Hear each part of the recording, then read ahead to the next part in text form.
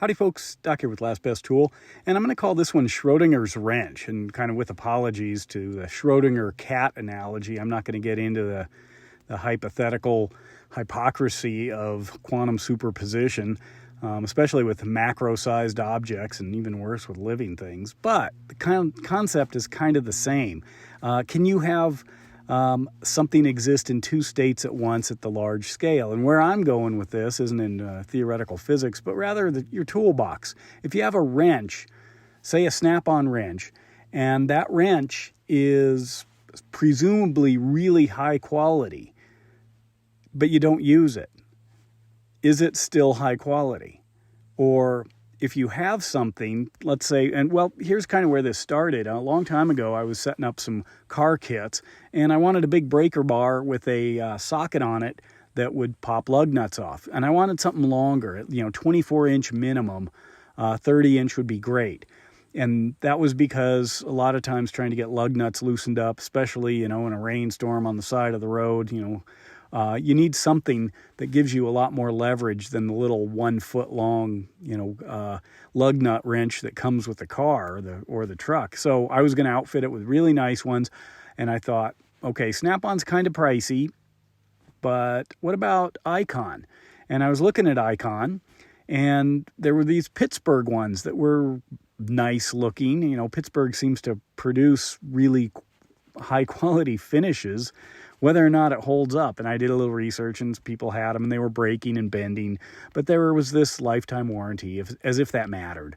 When you're out on the side of the road and your lug nut wrench breaks or your breaker bar breaks. So I thought, well, okay, there's Pittsburgh Pro, and there's Icon maybe, but sometimes they'd price the Pittsburgh Pro or even the Pittsburgh really inexpensively. And I thought, gosh, you could get 2 or 3 of them. One of them's got to hold up. But then I thought, what if you never use it? So I ended up with an Icon one, and I swapped that out for a Snap-on one on big trips. But the concept of Schrödinger's wrench is, if I have a great tool but I never use it, is it still great? If I have this, I could have got the Pittsburgh, and if I don't use it, is that plenty high quality? Or does the quality, is it always there regardless if it gets used or not? How do we know? And something that kind of paralleled this, that's a little storytelling here. Janet Guthrie, the first woman to drive in the Indy 500, she drove in the 77, 78, and 79 Indy 500s. She also was the first woman to drive in the Daytona 500. But she's a family friend, and she wrote a book, Life at Full Throttle, her autobiography. And I was reading that, and she said, and I'd asked her, in the book, she talks about driving the laps faster and faster and faster until she finally hit the wall, crashed the car. And I thought, wow, that's kind of gutsy.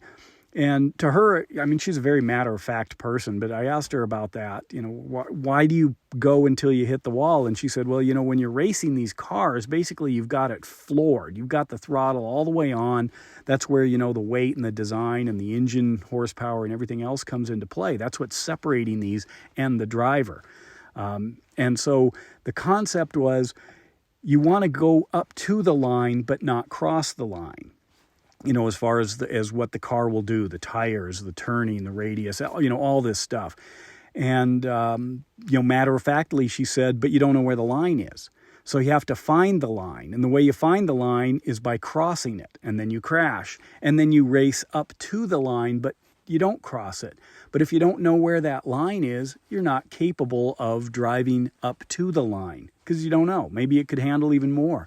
But anyway, kind of putting that into the Schrödinger's wrench idea, I was thinking, well, the quality of tools, if I had a whole Snap-on set, and oddly I do on longer trips, I swap out my tools in my vehicle, especially if it's an overlanding trip, to all my good stuff. And partially it's because then it's not at home, where something could happen to it and I wouldn't be back fast enough to buy it all back at the pawn shop. But on the other hand, I may want the very best stuff because if I am in a jam, I don't want to be trying to make do with lesser quality. But is it less quality if I don't test it to that wall or that line and hit the wall? So sometimes the YouTube channels that have testing to destruction, why is that important if they're generating a force that is humanly impossible with the wrench or the socket or the ratchet or whatever, that physically a human can't generate that. You break your arm or something or your hand. But we then make purchasing decisions based on something that has a, maybe a minimum tolerance well beyond anything we could possibly generate under even extreme conditions. You have to modify the situation, like put a pipe over the handle or jump up and down on it or something. So anyway, I started thinking kind of along that Schrödinger's cat idea of you could have all these high quality tools, but are they really of any high quality if they never get used? Similarly, are low quality tools really low quality if they never get used? Can they simultaneously be high quality but their performance level is at zero because they've never touched a fastener?